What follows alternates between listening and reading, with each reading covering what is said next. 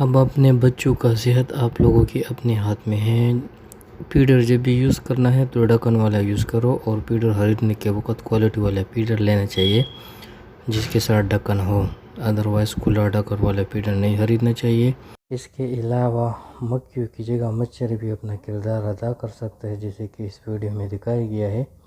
تو مکھیوں کی جگہ مچھر، ڈینگی مچھر بھی آ سکتا ہے اور آپ کے بچے کا موت کا سبب بن سکتا ہے۔ اس کے علاوہ اگر مچھر نہ ہو اور مکھی بھی اس طریقے سے اپنا کردار ادا کرے تو 100% یہ یقین آنا چاہیے لوگوں کو کہ اس کے بچہ بیمار ہی ہوگا، کیونکہ جس طرح گندگی فیڈر کے اندر پھینک رہا ہے، اپنے بچے اور انڈے پھینک رہے ہیں اور یہ غلاظت پر بیٹھتا رہتا ہے، تو ہم لوگوں کو آلریڈی پتہ ہے کہ مکھی کتنے غلاظتوں پر بیٹھتے رہتے ہیں۔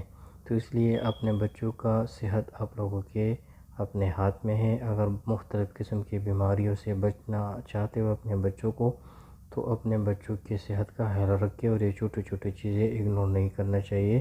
یہ بہت ضروری ہے ماں باپ کے لیے، بلکہ سب عورتوں کے لیے۔